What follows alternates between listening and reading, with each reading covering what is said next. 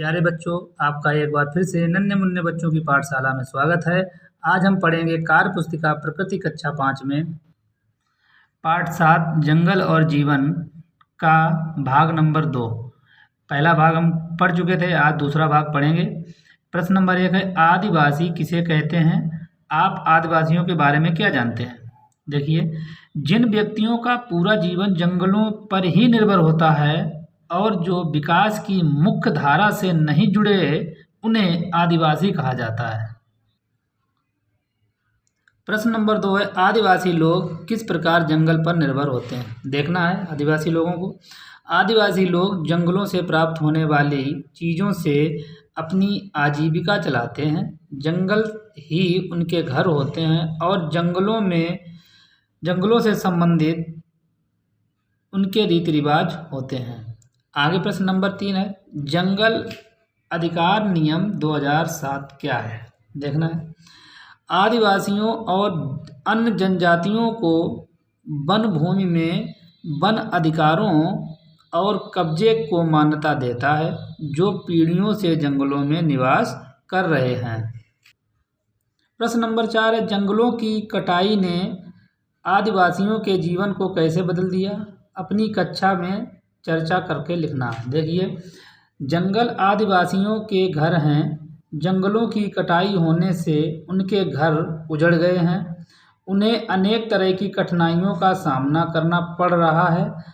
वह अपने अस्तित्व को बचाने के लिए संघर्ष कर रहे हैं। देखेंगे आगे प्रश्न क्या है। प्रश्न नंबर 1, जंगलों में पेड़ किन किन कारणों से काटे जाते हैं? निम्नलिखित में से सही विकल्पों को चुनिए और अन्य कारण को भी बताइए। विकल्प देखने हैं, अन्य कारण भी बताएंगे। देखो, जंगली जानवरों को स्वतंत्र रखने के लिए, नहीं, गलत है। खेती करने व मकान बनाने के लिए, बिल्कुल सही। पशु पक्षियों को बचाने के लिए, बिल्कुल गलत। जंगल कटेंगे, पशु पक्षी नहीं मारे जाएंगे। कारखानों व सड़कों के निर्माण के लिए, बिल्कुल सही। अन्य आवश्यकताओं की पूर्ति के लिए, बिल्कुल सही। देखिए, अन्य कारण क्या हैं? बांध बनाने के लिए, रेल यान बिछाने के लिए, सड़कें बनाने के लिए, लकड़ी उद्योग को चलाने के लिए।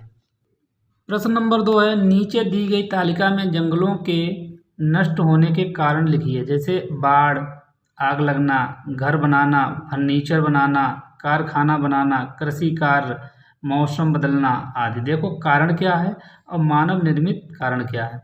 बाढ़, आग लगना और मौसम बदलना। मानव के द्वारा क्या? घर बनाना, फर्नीचर बनाना, कारखाना बनाना और कृषि कार्य।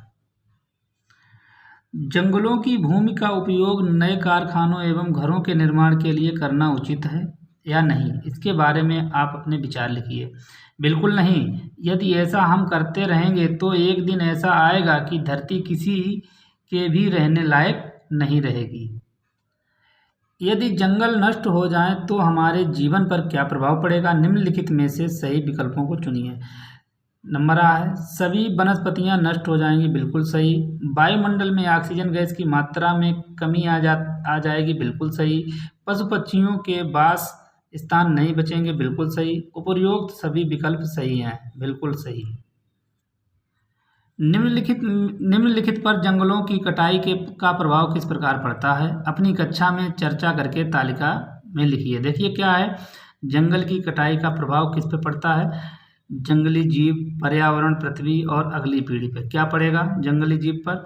जंगली जीवों का आवास नष्ट हो जाता है। पर्यावरण प्रदूषण, ग्लोबल वार्मिंग आदि समस्याएं आती हैं।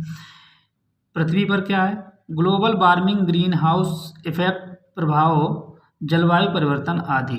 अगली पीढ़ी क्या है? अगली पीढ़ियों के लिए संसाधनों की कमी, दूषित जल, थल और वायु, अधिक बीमारियां आदि होंगी। प्रश्न नंबर 2 है, जंगलों की कटाई से वहाँ की मिट्टी पर क्या प्रभाव पड़ता है? मिट्टी का कटाव तेजी से होता है, वहाँ की भूमि अनउपजाऊ होती चली जाएगी।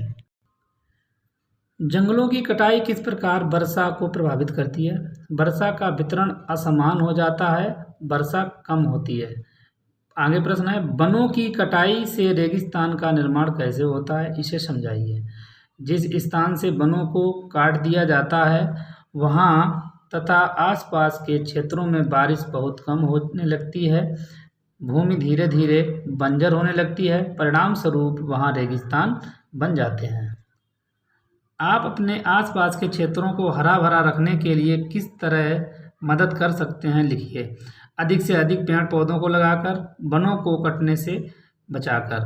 प्रश्न नंबर आगे, वनों की कटाई को वनीकरण के द्वारा कैसे संतुलित किया जा सकता है, समझाइए। यदि एक तरफ पेड़ कट रहे हैं तब दूसरी तरफ पेड़ लगाकर उसे संतुलित किया जा सकता है।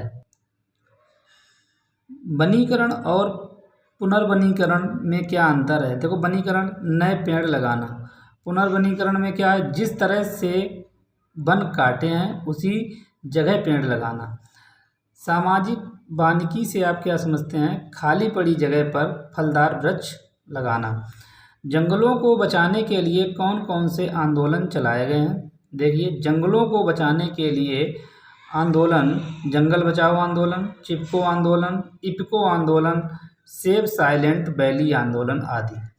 देखो, वन महोत्सव क्या है? वृक्षारोपण को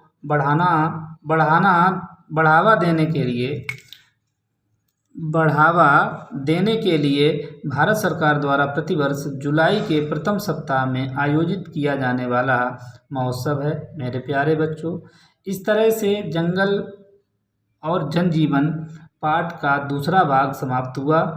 अगर मेरा वीडियो अच्छा लगे, लाइक शेयर सब्सक्राइब करें। धन्यवाद।